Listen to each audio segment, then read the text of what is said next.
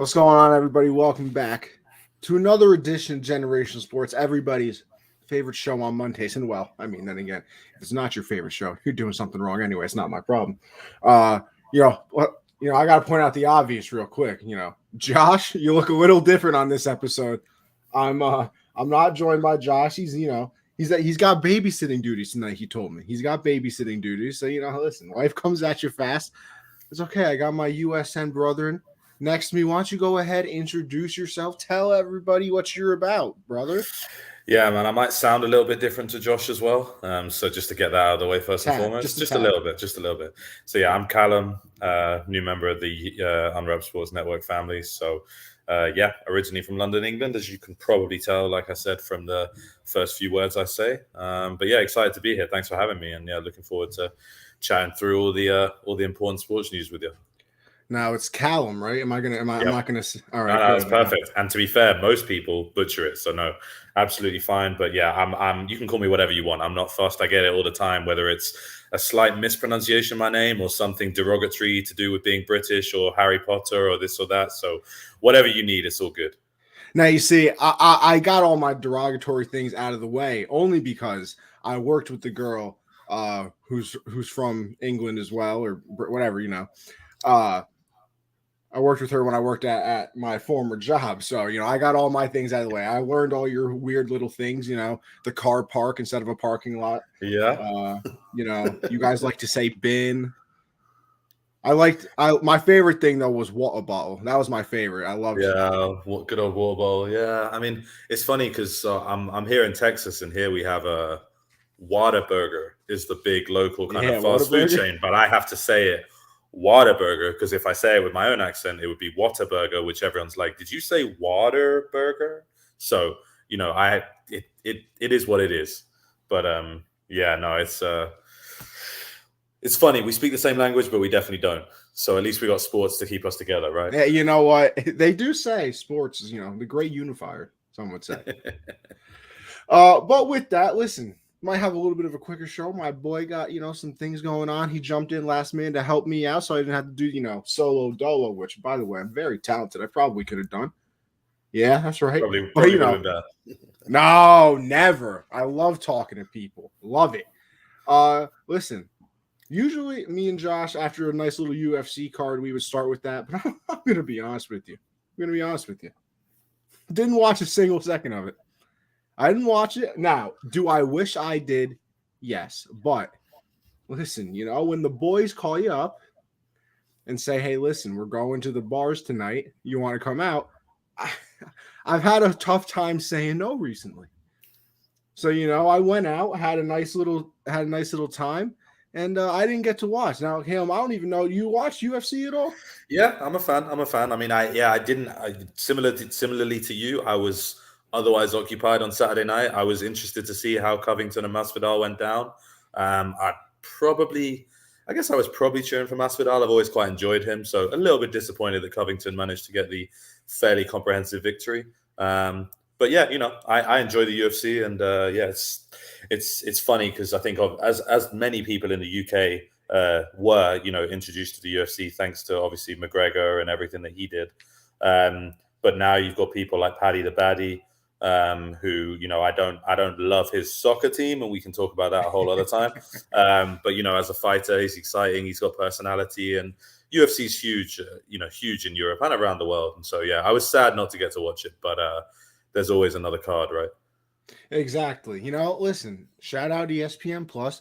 They'll put the card up. Maybe in a couple weeks, I might go back, take a little look at what I missed. But hey, going on Twitter, it also didn't seem like I missed too much. It looked like, Covington got the win pretty easily. Now, upsets me because he is the biggest tool I've ever seen in my entire life. So I was absolutely rooting for Masvidal. But hey, sometimes you just can't get the job done. You know what? He'll come back though. We'll hopefully Kobe gets beaten by somebody else. We'll be okay. So listen, Josh, we'll be back next week hopefully. Then we can go back and recap UFC 272. But until then, listen, I apologize. What can I say?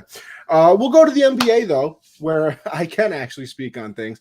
The Warriors have just won 2 2 of their last 10 games. Now, this is because Draymond's out. I know that they still haven't gotten Wiseman back, I believe. Clay, I wouldn't say is still getting the hang of things because I feel like that's too, putting him down too much. But I wouldn't say that he's, in the full swing of things yet, even though he has been back for a little bit.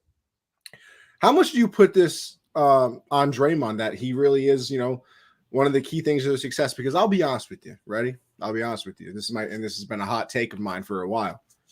I think Draymond mid, probably below mid, honestly. And I've always thought, Draymond was kind of just along for the ride. Like he was one of those players that was there. He's talented, the defense, unbelievable. And there was a time where he could actually shoot. That has since, gone away. But I always thought he was kind of riding the coattails. But hey, I'm obviously being proven wrong because they can't win without him. I think you have a point on both ends there. I think in various parts of his game, he is limited. But equally, you don't need him to be Steph and Clay if you are the Warriors. They are them for a reason. And what they miss with Draymond out is that kind of floor general defensive personality, that grittiness. Everyone loves Steph and Clay chucking up threes, throwing them down from deep. But there's a reason why you don't have 5 of them on the court at the same time. You need to have some variety in the team and in the rotation. And they do, far be it from me to call any professional athlete soft. But without Draymond, they look softer, if you like, as a team. And they've been unlucky. They got a really, they've played some tough opposition in the league, in the past few games. The Nuggets only beat them on a kind of prayer of a buzzer beater. They've lost twice to the Mavericks, I think is right. Luka is, for my money, a god. And so, there's not reasons. Not wrong there either. There's reasons that you can lose games as the Warriors. And, it's not like they're in, a particularly bad position when you look at where they are in the Western Conference standings. Obviously, we're prisoners of the moment, in the Twitter generation for sure. It's, what have you done for me lately? I don't care that you won 10 games in a row in September if you've only won 2 of 10 in February and March. So, yeah, I'm not surprised that there's panic to an extent about the Warriors. But, when it comes down to it, they aren't at 100% strength. And whether we think Draymond is revolutionary or generational or any of that, he's certainly someone who has helped them in the past, and they are a better team with him in the rotation. Now, here's my other thing too, is because I feel like the popular thing to say too is when good teams struggle in the regular season, it's always, they're just waiting for the playoffs. They're just waiting for, and I feel like that's always made the excuse for whenever a good team is playing bad. And I don't know if, and like I said, and I mean, actually, like what you said, we're acting like they're they're the second seed. Like they're the second seed in the Western Conference. Like, we're acting like, they're down where the Lakers are, by the way.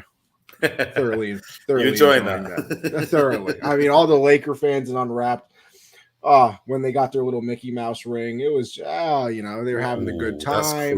That's cruel. Speaking of good times, I'm still waiting for Caleb to send over my $250 that he owes me for the Lakers not winning back-to-back championships. But it's a different story for a different day. Just saying, just waiting. The Venmo's still the same. It's okay. I take Cash App, Zelle, anything. I got it all. PayPal. If he wants to share, I'm available as well. So True. Look at this, Christian. Connie would rather everyone quit the season than compete during COVID. Christian, I didn't say that. But I just got a question. How you guys done since that Mickey Mouse ring, huh? How you done since then? Just saying. You think if that was a regular season? I don't think if it was a regular season, you guys win. I'm just throwing it out there. So you're on the record saying if it's not in a bubble with no fans, the Lakers don't win that year? Absolutely, they're not winning it. Okay. It might be. No, I'm not going to disagree with you per se. I'm just interested in the tape. I'm interested in the tape. What was it? COVID showed the adults from the kids. Chris, I'm a grown-ass man. Grown. Many ways, you know what I mean? But I don't want to just say that the Warriors just, it's the playoffs now, we're going to be able to turn it up. Because you can obviously see the things that's wrong with them. And what do we know about them, right?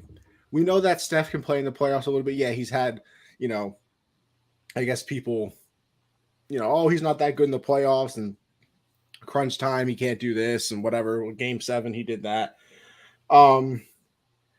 We know what Clay can do. We saw him. Listen, I'm a borderline Thunder fan. Like, basketball is my 3rd favorite sport. So, like, yeah, I pay attention a little bit. Talk about casual. Yeah, basketball, that's for me. We saw what Clay can do. I mean, I remember that game 6 against my Thunder, like I said. Draymond, yeah. What do you know about everybody else? You're confident in Wiggins in the playoffs? Like, he's never been there. What has he done in the playoffs? Iggy, I mean, yeah, he was in the playoffs. What do you know about Jordan Poole, though? What's Wiseman going to be when he comes back? Like, what do you know about them? Well, they're unproven to an extent, and you have to be fair and say that, and your point is perfectly valid. But on the flip side of things, there was a time when Steph was unproven in the playoffs. There was a time when LeBron was unproven in the playoffs. And so for me, I'm going to give these kids a chance to prove that they can do it. I think Wiggins has rejuvenated his career in a really good way for him. We all know how he ended up an All-Star. It's a whole other discussion. But, I'm happy for him finding success finally. I mean, you're telling me anybody wants to be the 7 seed and play the Warriors? Nah. No, oh, absolutely not. You avoid that team regardless, because on any given night, Steph scores 30, Clay scores 30, and you're down by 20 after 1 quarter. I mean, it could happen 100%. I think Clay's not back 100% yet. He's doing well, he's doing fine, but he isn't the Klay Thompson of old just yet. He's working his way back. He'll get there, and I think, to be honest, he'll probably start to hit a proper stride in the playoffs, which is good for Golden State. I don't necessarily think that I'm going to sit here and say I think Golden State are, primed to win another ring this year. I think there's a lot of impressive teams, across the league, and certainly in that West that is stacked. But this is not necessarily a quick fix. I mean, I've just done a little bit of due diligence and just looked ahead. The Warriors' next 6 games, they go Nuggets, Clippers, Nuggets, Bucks, Wizards, Celtics. That's a pretty hard run of 6 games. There is only, I mean, if you're looking at that, I'd say I will put my neck on the line and say they will definitely beat the Wizards. But beyond that, the Clippers can be weird. Let's go. The Nuggets are amazing. Let's go one game at a time. Let me go 1 game at a time. Yeah. So Nuggets. Is that home or away? We're talking. We are at Nuggets. I'll give them a loss for that one then. Who's stopping Jokic? I mean, this man just had a 45-point triple-double on 70% shooting, by the way. 70%. Listen, I'll happily sit here and wax lyrical about why all the best players in the NBA are from Europe. That makes me very happy. I'm very happy to do that if you like. I'm still taking KD over everyone. I'm taking KD over everyone. I'm just throwing it out there. I won't say anything against KD. No chance. He's an incredible player. So yeah, at Nuggets, you said loss. Yeah. Hosting the Clippers, probably win. Yeah, I give them a win. Yeah. Then again at Nuggets. I struggle to give them 2 losses to them. I hear you. So they can split that. Okay. Yeah. So they'll be 2-1 after. Oh, wait, 3. Actually, here's another very important question, though. Yeah. Are any of these back-to-backs? The first 2. So the Nuggets away and then the Clippers at home are back-to-back. Oh, so that might be 2 losses. Okay. NBA players these days don't play in back-to-backs. So maybe they go 0-2 to start, then they beat the Nuggets in the 3rd game. Then they've got Friday off, and then on Saturday the Bucks come to Golden State. But hell no, I mean, how do you defend Giannis? I don't know. No, you don't. And then they've got Sunday off, and then they host the Wizards, which I say they'll win. So we'll say they're 2-3 after 5, and then they host the Celtics on the Wednesday after 1 day rest. So I mean, it's not unrealistic to say, because it's Golden State, they could go 4-2, 5-1. But equally, it's not unrealistic to say they go 2-4, 1-5. I think realistically, we've just kind of said there they might go 3-3, maybe 2-4. And I mean, that's not a great run for Golden State. But equally, who are we to doubt what Steve Kerr's done with that team? Because they've built a machine, and they will be absolutely fine. There's no stress in my mind whatsoever that they're not going to end up at worst. I mean, I'm looking at the seeding.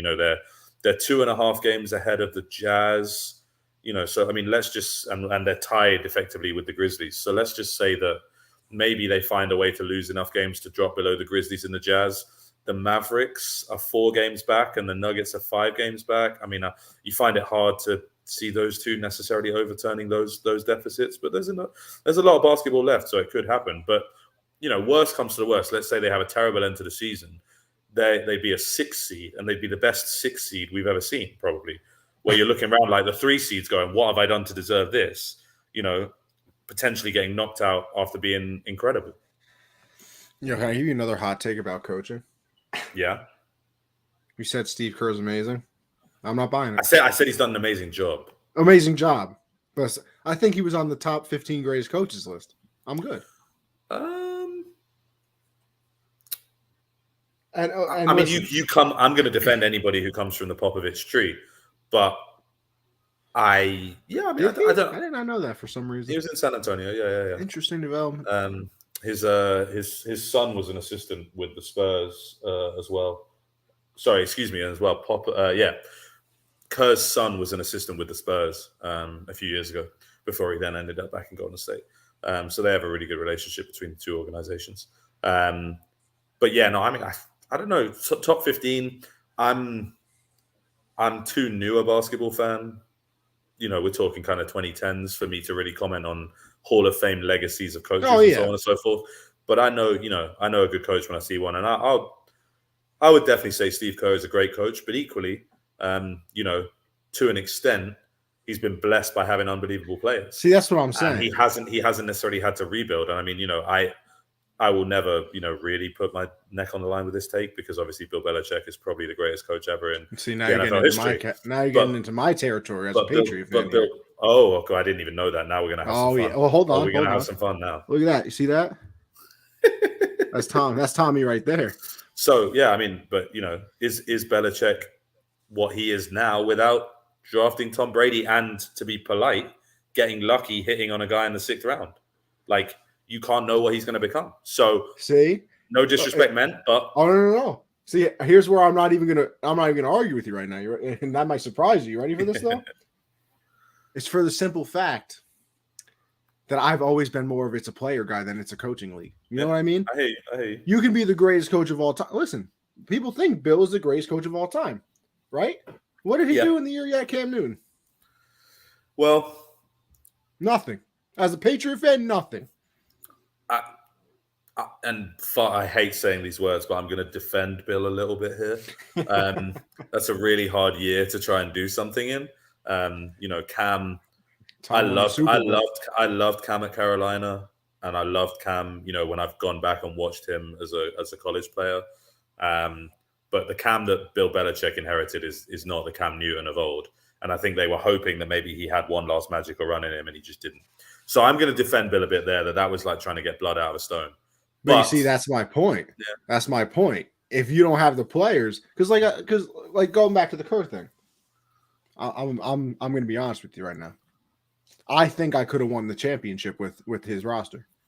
If you gave me Steph, KD, Clay, no, especially with KD. I mean, yeah, I would. You know what I would have done? I would have said, "Listen, score a little bit for me, please, and then we'll be good, right?"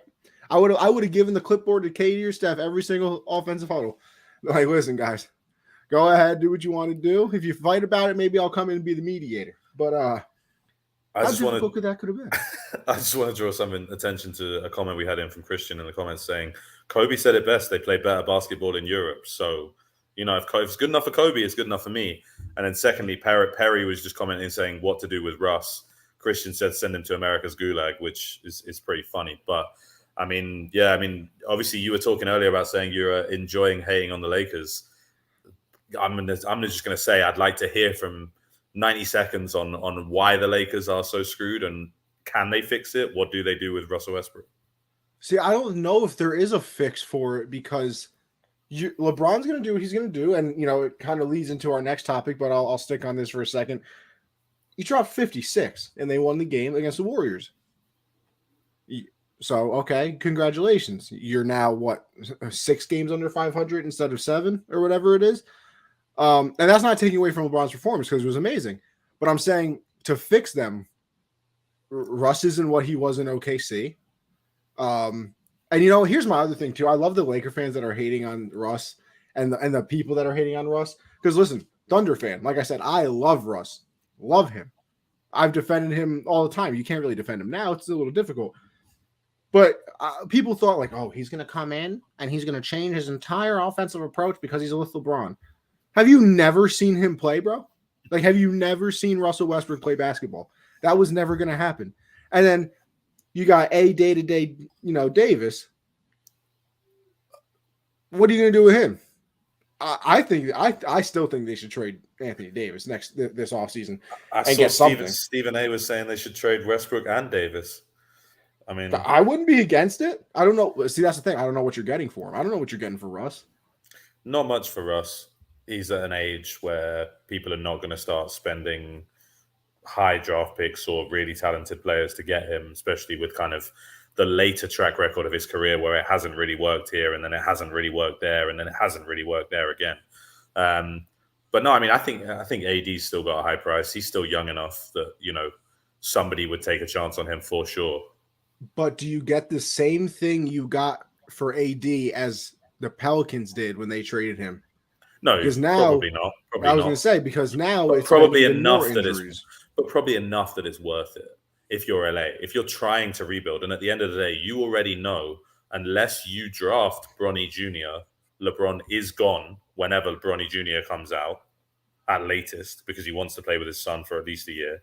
So maybe they say, yeah, maybe we'll go do a rebuild. And then Christian in the comments says, call Portland and get Dame. I mean, that would be... If Portland traded Dame for Anthony Davis, I would call them idiots. I would hang up the phone the minute they said that. I really would. Okay. I love Dame. What's Anthony Davis going to do for him? He's not going to carry me to anywhere. I'd rather still build around Dame. At least he's a point guard, has the ball in his hand more than Anthony Davis would. I mean, at this stage, I think it's pretty clear in the league that you can't win a championship with one player. Bro, can you guys stop shoving THT down people's throats? Nobody wants Taylor Horton-Tucker. Nobody cares about him. There's a few teams he'd make better, but I take your point. I was going to say something else. Now Christian got me all riled up, as he always does, because you were leading into the next topic, whatever that was. Yeah, that is true as well. So with the next topic, Ja Morant dropped 52, LeBron 56, Tatum 54. I mean, you got KD who can drop 60 if you felt like it on any given night. Kyrie can do the same thing. James Harden can do the same thing. Dame, when healthy, can do the same thing. We've seen Devin Booker drop a bunch of points. All these players is right now the most talented time we've ever seen in the NBA scoring-wise. Yes, and I'm going to take offense on the fact that you didn't say either Luka or Jokic's names. Yeah, but it's okay. Fine. We'll deal with that. We'll deal with that. Luka, Jokic, Giannis. Yeah, so I was at the American Airlines Center a few weeks ago when Doncic broke his career high against the Clippers and scored. He had 20 something in the first quarter, and when those guys get going, they're just incredible. I mean, yeah, I think in my time as a fan, it's definitely the most talent I've seen. I mean, you look down the league and pretty much, you're struggling to think of teams that don't have a star. There's genuinely, in even teams, like San Antonio, which is close to my heart, like DeJounte Murray is flourishing and blossoming into a true star in the league. Okay, see that shy. Exactly. And you're at a time where even the bad teams, and I say that respectfully to the Sacramentos of this world, but even the bad teams have a star guy on their roster. And so you're really looking around now, and that's, everyone hates the term super team and nobody wants to be a super team. But in reality, how are you going to win a championship without 2 or 3 of those guys? It's just the way the league's going. And I think you have to get lucky to an extent. Like, some of these guys are later draft picks that develop, or, you make a trade and this guy just blossoms in your system. That can happen. But I think gone are the days where one man can win you a championship. I think that's like you said, the league's too talented now for that to ever be the case again. Yeah, I mean, because you look at previous times, right? I mean, there was Jordan, but I felt like he was. I feel like he was just always head and shoulders above scoring wise than everybody else was. Larry, he could score at will. Obviously, Kareem could. Allen Iverson, Kobe. But like now, there's so many people that can score that it's almost like, is anybody like, all right, let me not say is anybody head and shoulders above, because I to this day I still think KD's the greatest scorer of all time. If I needed someone to score a point to save my life, like Max Kellerman said, if the death beam was pointed at the world, I'm not picking Iguodala, not me. I'd pick KD, I really would. But like, and I think he is. I think he's better than everybody else, but like, I don't think he's head and shoulders above everybody to the same thing that Michael was. You know what I mean? Like, Jordan was head and shoulders to me above everybody else, scoring wise and probably overall player wise of his time. I mean, he's considered the GOAT to some people. I'm not getting into that conversation because let me tell you something. To some people, what? Hey, not everybody agrees. I'm not saying I disagree or agree with it. I'm just saying, listen, once you see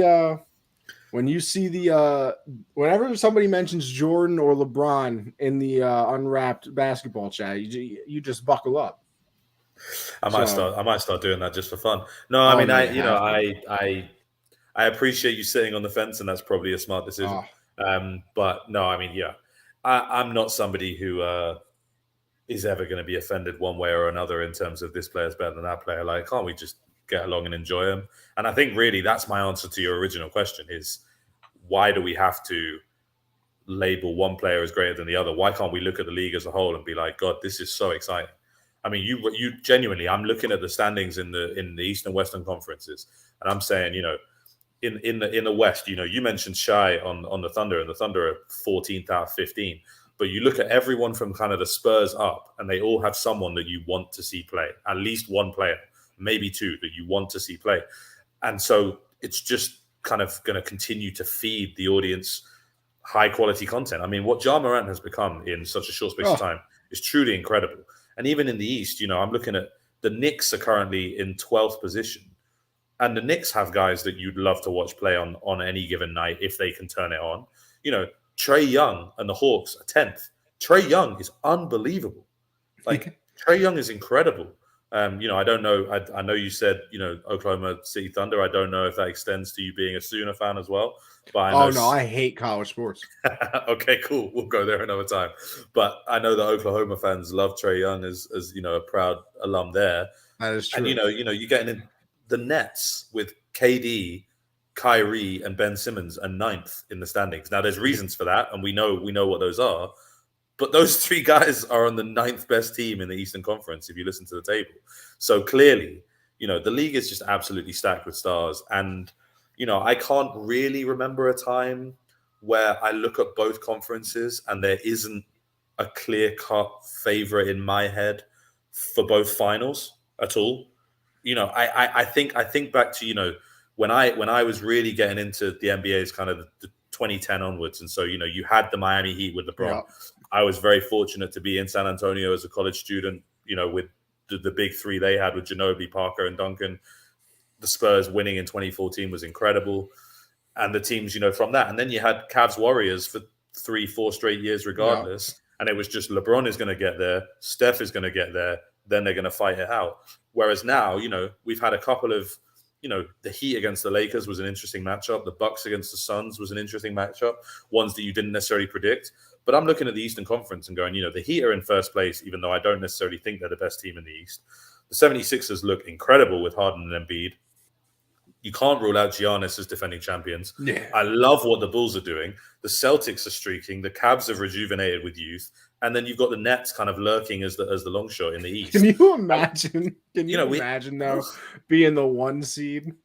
Yeah, and all of a sudden Simmons comes back, and Kyrie can play on the road. Oh, listen, if I can will anything into existence, it would be the 76ers. Oh yeah, no, finish as the 1 seed, and the Nets to finish as the 8 seed, and we get a round 1 series.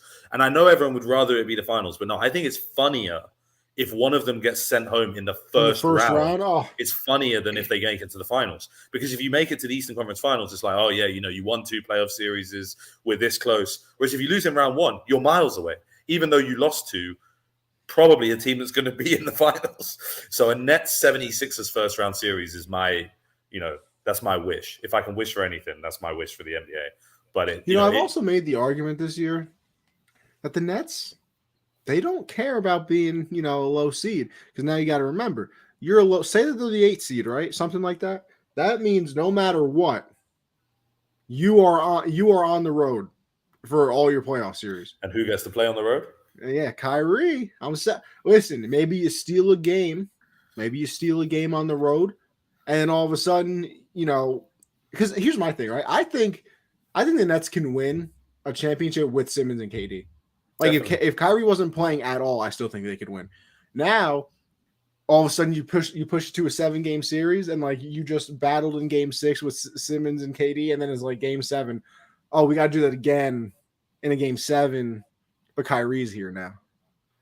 Like there's the argument to be made that they're kind of happier being that lower end seed. 100%, and that's really what makes it so exciting. And that's really my point here, is that I cannot sit here and tell you right now that I think there's an obvious finals matchup. I mean, I really don't. I mean, I think there's so many different ways this could go. The Suns as the 1 seed in the West are obviously having an incredible season, but you're always one injury from catastrophe, right? Exactly. They better get CP3 back, or else nothing's happening. And if Devin Booker, I hope not, because I really enjoy watching him play. But if Booker gets hurt at some point, what happens to the Suns then? Similarly, God forbid if Giannis went down for the Bucks, then do they just completely flame out? I mean, it's so you have to be so fortunate to win a championship, because everything has to line up at the right stage. So as much as talent is hugely important, I don't want to oversell luck as a factor. But you have to acknowledge that, luck plays a huge role. You have to have everyone line up. You have to have everyone be healthy. You have to kind of catch the perfect storm, as we saw with the Bengals switching to the NFL. The Bengals had the perfect storm to get to the Super Bowl. Nobody was predicting it. But it's not unrealistic to say that, even with the Nets in 9th place, we could end up with a Nets against Nuggets finals. That's not unrealistic. The Nuggets are the 6th seed in the West, and the Nets are the 9th seed in the East. That's a realistic finals matchup. So, I think it's an incredible time to be an NBA fan. I mean, it's a great time to be a basketball fan. I know you said no college sports for you, and that's fine, but March Madness will always get me excited. So it's a great couple of months ahead to be a basketball fan for sure. I'll be there for the Final Four. Okay, cool. That's the only time I'll start watching. Everything else, I'm good. Now, the NFL is our next topic, but I just remembered the question I had to ask. So I know you mentioned Bronny before, right? Mm-hmm. Now, everybody keeps talking about, when Bronny gets drafted and, LeBron's going to play with him. Bronny's also the 50th ranked prospect, by the way, by ESPN. So it's not like he has the name, of course. But it's not like, he's the number 1 kid in his class. So here's my thing. He's 50. What is there, 60? How many picks are there in the NBA draft? 60? I think it's 2 rounds of 32, right? No, 2 rounds of 30. So he's the 50th ranked or whatever right now. Mm-hmm. That's before you add in, your wonderful European players, maybe some other players in college, do some nice things. Here's my thing. LeBron keeps saying he wants to play with him. If you were in the 2nd round and you're we like a bunch of kids more than Bronny, honestly. If we're being honest with each other, I like, a few players more than Bronny. But I get LeBron James on my team if I draft him. No brainer. You draft him over the better player. I think different question. Somebody in the NBA will overdraft Bronny James Jr. because you get the LeBron handshake with it. And I was someone else. I wish I could tell you which analyst, because they made a great point. Someone on ESPN's NBA show was talking about, if you're Sacramento and you can guarantee you'll sell tickets for 2 seasons because you've got LeBron James playing, why the hell would you not do it? Any of these small market teams, I don't know enough about how good Bronny James is to speak accurately on what he's going to become in the league. But with that name, he will get drafted. Is I would put my hat on that. And, I don't know. I could see it, honestly, as silly as it sounds, I could see a team like San Antonio saying, hey, we can develop, the Spurs are big on developing players. DeJounte Murray's been there for 5-6 seasons, and now he's the all-star, who's really flourishing. And so you bring Bronny James in, you look at what LeBron has become. Maybe Bronny's ceiling is 75% of LeBron. That's a pretty good basketball player, you know? So if you're the Spurs, you get LeBron in San Antonio for 2 years, would be a weird thing because he's obviously played against them a lot during his career. But, you know, you get LeBron James at the Spurs for 2 seasons and Bronny James for however long after that. You know, I think anybody in the, you know, the Pistons could, you know, Detroit, you know. Yeah. I don't know LeBron wants to move to Detroit, but if Bronny's there, then maybe he does. Now, here's the other question, though, right? What do you still do it? Because I think Bronny's a junior. Yeah, it's 2 more years for sure. So there's 2 more years. Then he probably has, or did they take away? You still have to go to a college for a year now, or do they take it away? He could go to the G League. But either way, it's a year before. I Yeah. think you have to do something for at least a year. So you're looking at 3 years. Yeah. That's 3 more years of age on LeBron. What is he going to be, like 40 by the time Bronny gets into the league? Yeah, getting up there, but you know he's in pretty good still shape. Of course, but a lot can happen in 3 years. You know, Sure. So if Bron declines, you know, let's say 30% from where he is right now, 35%, do you still overdraft Bronny? Ask me in 3 years, I guess.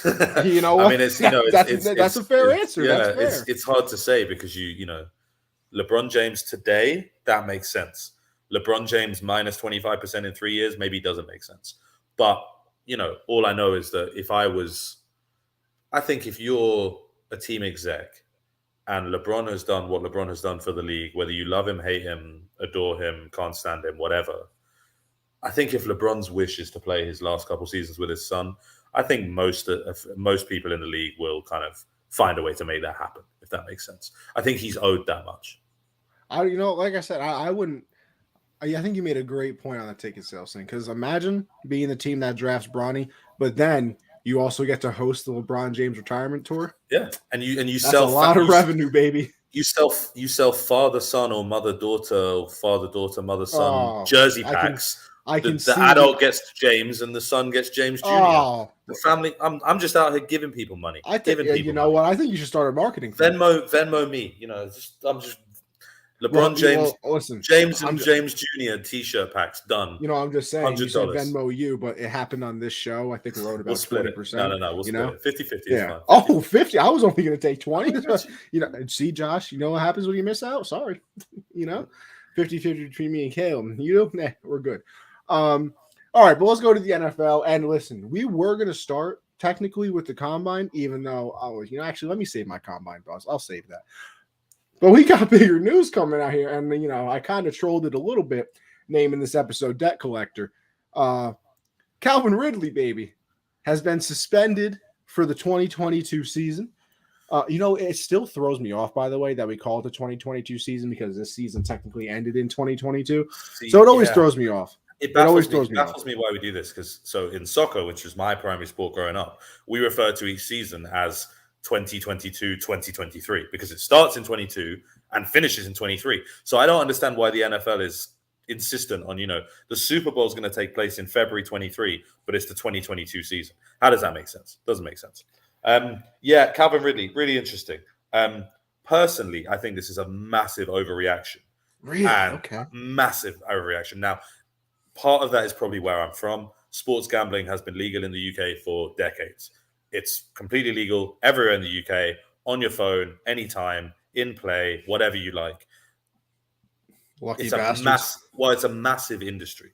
Massive industry. Now, listen, I live in New York. I think I think, you know, I'm actually, you know what? Let me not talk out of my ass. I'm going to say, I'm going to look it up. Find the figures. No, and I get New York broke the United States record right now for most in a month. Sure. And I know how rapidly it's growing here and it's getting that way. But it's so, to put it into perspective, if you're going to a Premier League soccer game as a season ticket holder, there will be people who have their match day routines in the UK. And their routine is, you know, we wake up, we meet at the same cafe at 10 a.m. and have breakfast with our group of friends. We do that every single game day. After the cafe, we go to the pub and have some drinks before the game. On the walk from the pub to the stadium, there'll be people who, as part of their matchday routine, is we stop at the betting shop, go to the bookies every game and put a bet on. And it's it's part of the culture of sports in the UK that gambling is part of it. Now, there's regulation, as there should be. You know, gambling is a serious addiction for a lot of people, and you know, if you have a problem, you know, seek help 100%. Call 1-800 gamblers. You know, exactly.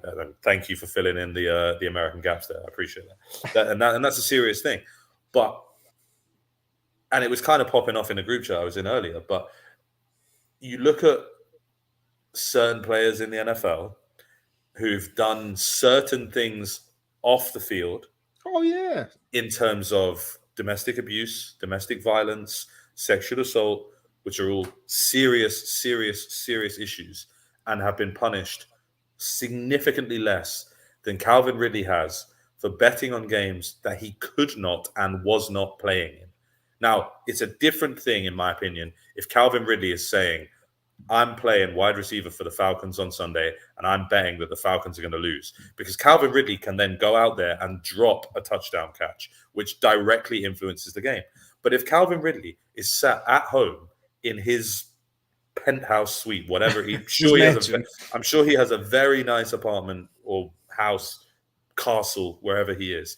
If Calvin Ridley is sat at home watching the games on the TV, I genuinely cannot understand why Calvin Ridley should not be allowed to place a wager. Maybe not on his team. I know they said he bet on the Falcons to win. Maybe it should be you can't bet on your team. But if Calvin Ridley wants to bet on the Saints against the Panthers, an in-division game that he's watching at home, in my opinion, there is no reason he should not be able to do that.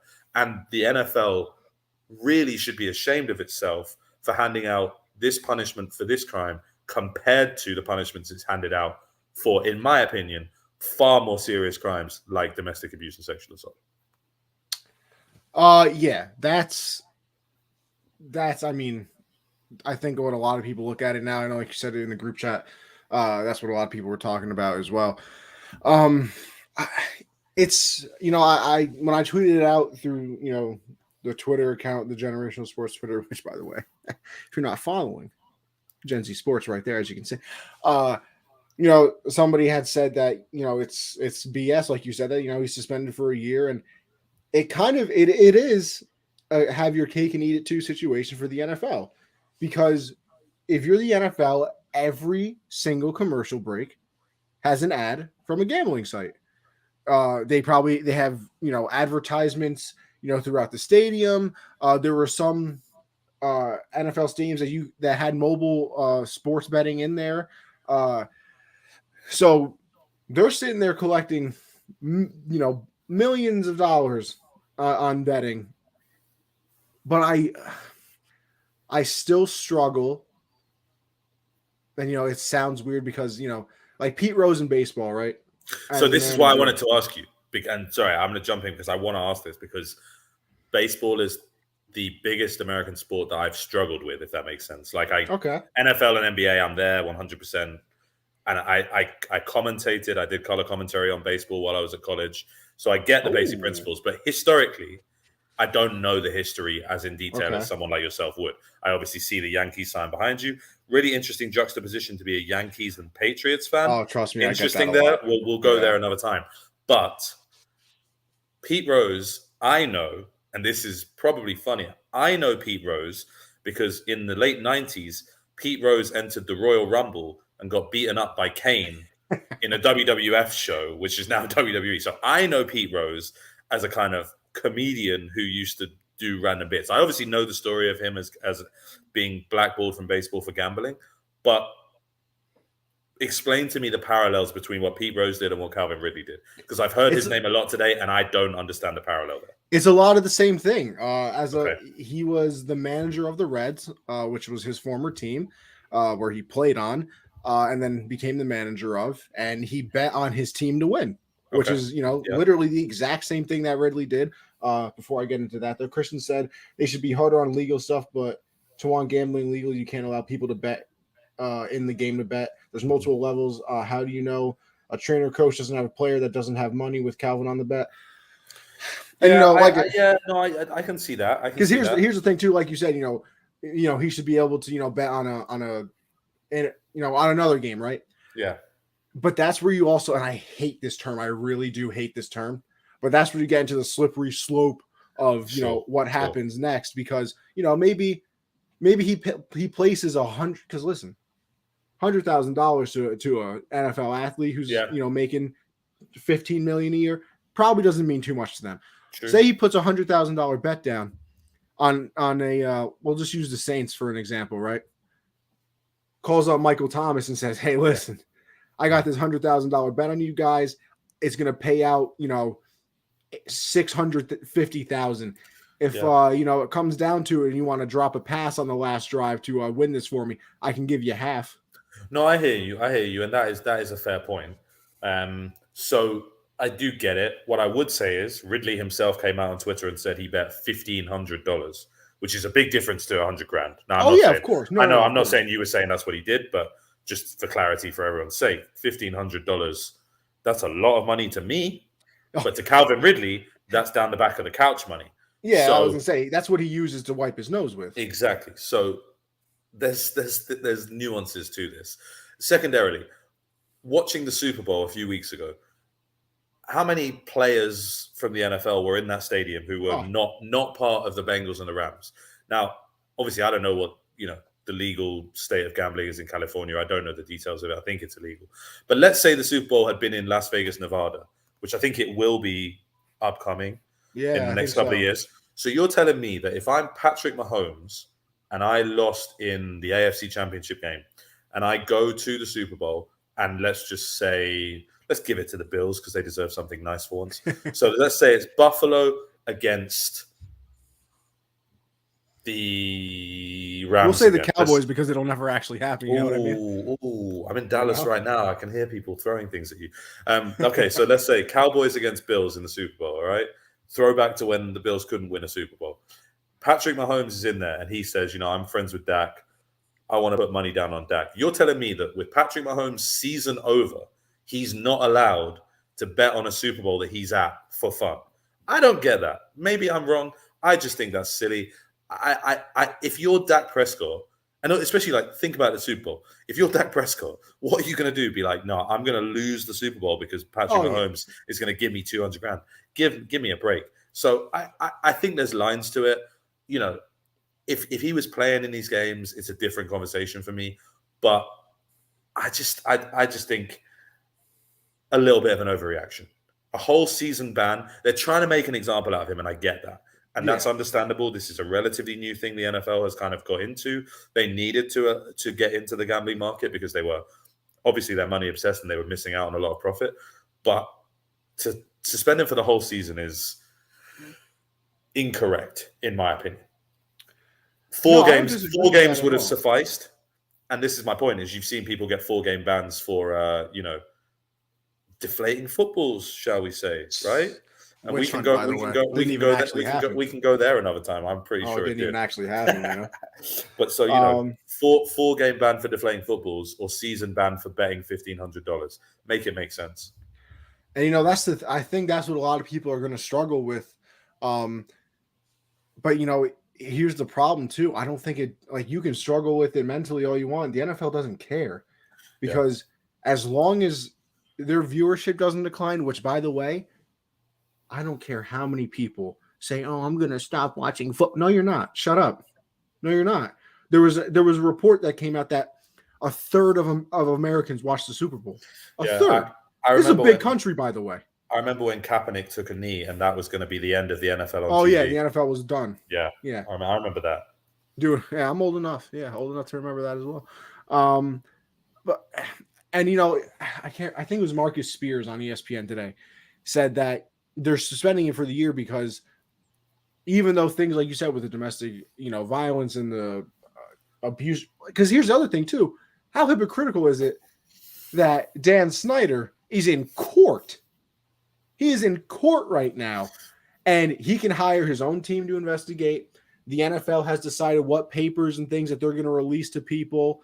The NFL can hire their own people to investigate NFL situations. And then when they find what happened in the investigation, be like, we know, but I can't tell you. There's a couple key differences between the person Dan Schneider is and the person Calvin Ridley is. And if I was going to be really cynical, I It's a would couple talk. billion dollars. Well, that's probably the key deciding factor. If I was going to be really cynical, I'd say race and ethnicity plays a significant role in that as well. But certainly, Ridley is a player, and it's really funny to me because the players are still treated like property of the owners. Oh yeah, And they shouldn't be. And there are some really nasty undertones to that historically that we can touch on of another course. time. And it's not really my place to speak on those, being from where I'm from and looking how I look. But there's some issues there that make me uncomfortable in the lack of player power within the NFL. But the NFL has been built very deliberately as a monopoly to make sure that all these owners do make money and are guaranteed to make money. Dan Schneider is a scumbag. And everybody knows it. And everybody knows it. And the only reason that he hasn't been forced out, a la Donald Sterling with the Clippers in the NBA, is because Goodell is probably a little bit more reserved to do that than someone like Adam Silver was. You want to know why? You want to know the real reason he hasn't been pushed out? You know who his boy is? Go on. Jerry Jones. And Jerry Jones and Roger Goodell like this. So if you're going to mess with Dan Snyder, you're kind of also messing with Jerry Jones. And you mess with Jerry Jones has a lot of power in the ownership circle. And that's not an opinion. That's literally statements that have come out that Jerry Jones has a lot of power within the NFL ownership circle, which, I mean, hey, by the way, I'm very impressed that you can have, power in a room full of billionaires. So congrats to you, Jerry Jones, I guess.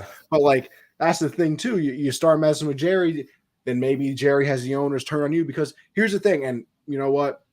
As a baseball fan, it annoys me to admit this too, because I hate Rob Manfred. I think he's a terrible commissioner for baseball, but people love to blame the commissioner for things when in all honesty, they're a puppet. They really are, because people forget that the commissioner works for the owners. The commissioner does not work for me and you.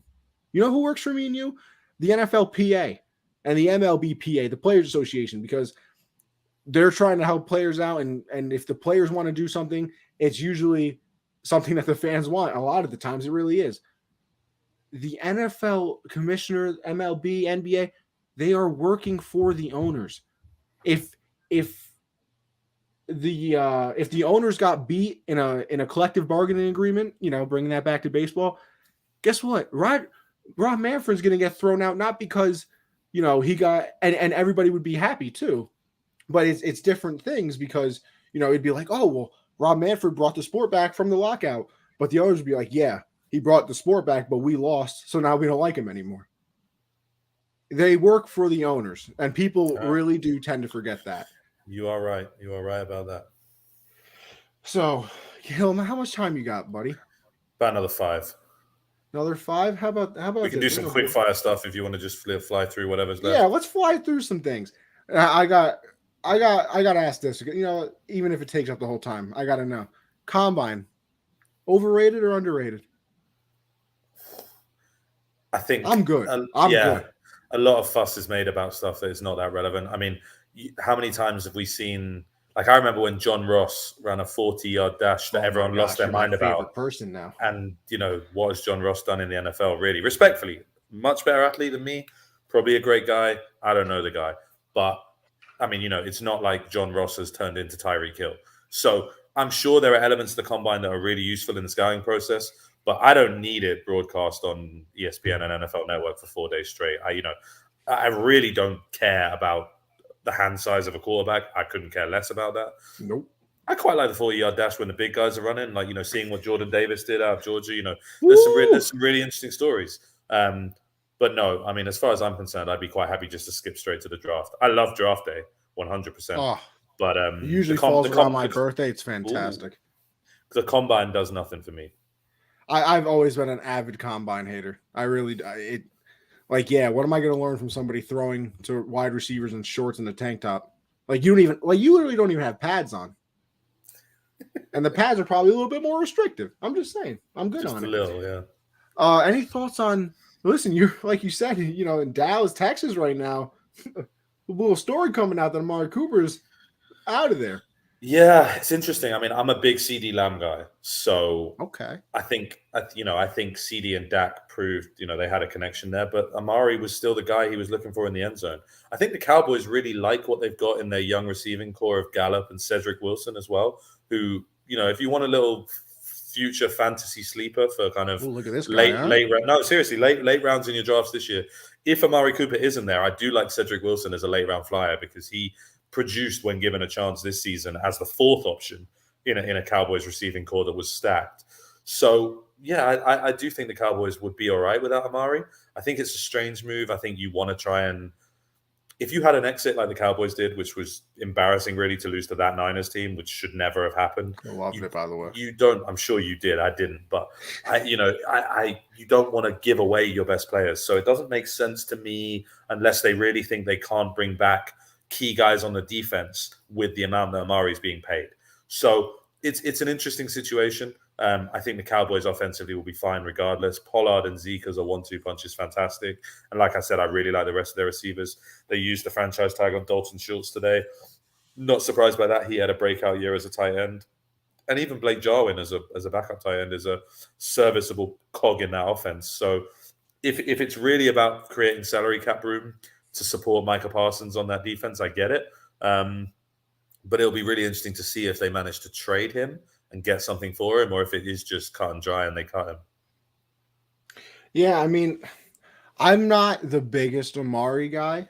I know that me and Perry argued back and forth where he ranked, before the season started. Now, don't get me wrong. As a Patriot fan, I'll take him right now because the Patriots don't. I mean, they don't even know what a wide receiver looks like. You guys really need him. Yeah, they don't even know what a wide receiver looks like, and don't tell me that we're going to get one in the draft because, N'Keal Harry and I really wanted him to work out. How did you? Did you? I had a friend who went to high school with him, so I was kind of cheering. Really? For him, yeah. Hey, they still friends by any chance? Give him, get him on the show for. I'll ask her. We'll see what we can do. Perfect. Even better. So yeah, am I the biggest Amari Cooper guy? No. But I was a little surprised when I heard it. But here's my other thing too, and I've said this before about the Cowboys. I feel like they're paying top dollar to people that are not top dollar worthy. Like Amari Cooper, I think is in the top 5 highest paid wide receivers. He's not a top 5. He's not a top 5 wide receiver.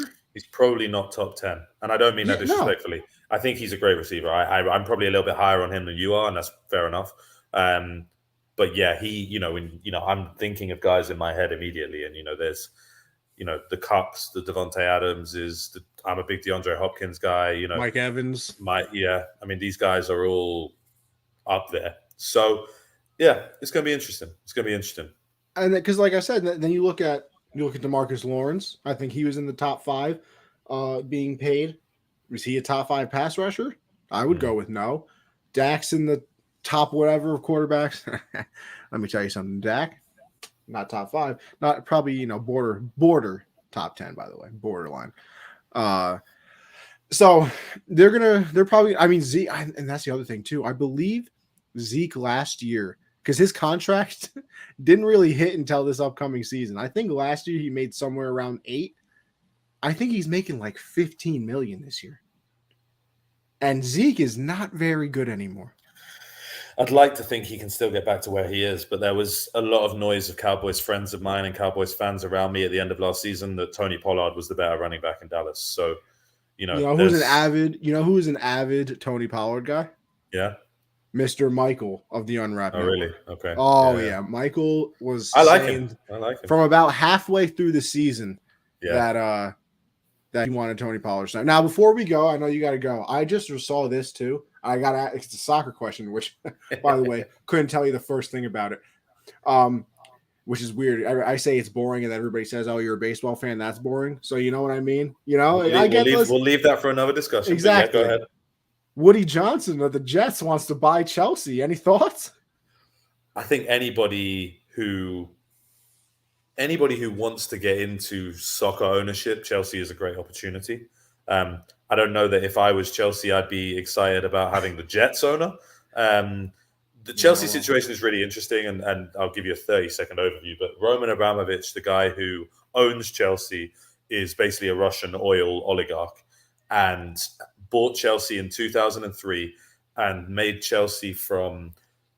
Chelsea used to bounce between 3rd and 6th in the Premier League. So they were good, but never winning the Premier League.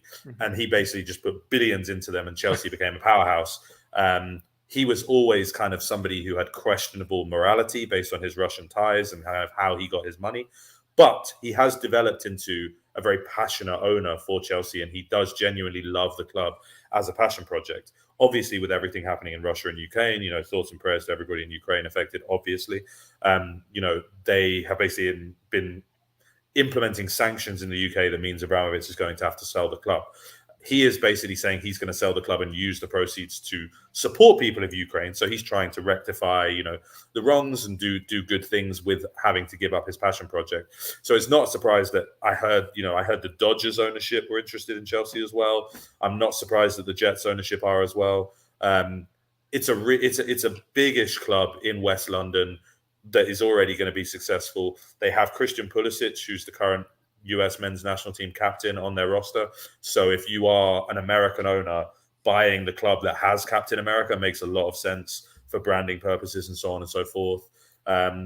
So not at all surprised to hear that, though. If I was a Chelsea fan and I had any knowledge of the New York Jets ownership and how they run that franchise, I'd be running in the other direction. Well, I would love to give you my thoughts on it, but I simply cannot do that. Listen, it has been a wonderful hour. I think we hit a lot of topics. Did we have a little bit more on the dock? Of course, but you know what? Guess what, people? That's the beauty. That's the beauty about having a podcast. We're going to be back next week anyway. And listen, brother, you're more than welcome to join anytime you want. Thank you, man. Before we head on out, give everybody a nice little rundown of where they can find you once again, and then we'll head on out of here.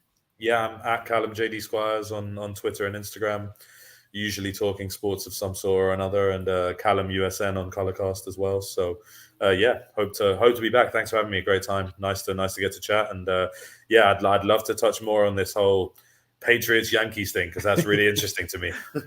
We'll get into it. As for me, everybody, you guys know what it is by now. Anthony Conover _ over on Twitter, Anthony _ Conover on Twitch, where I put all of the podcasts as well. A Conover USN on Colorcast. Obviously, I do this Generational Sports Mondays. That's every Monday, 7 Eastern. Tuesday, I do the hard count. Me and CJ taking a little break, but we'll be back soon enough. Don't you worry, people. We're not going anywhere. And then Thursday, I got Backstop Banter with Michael as well.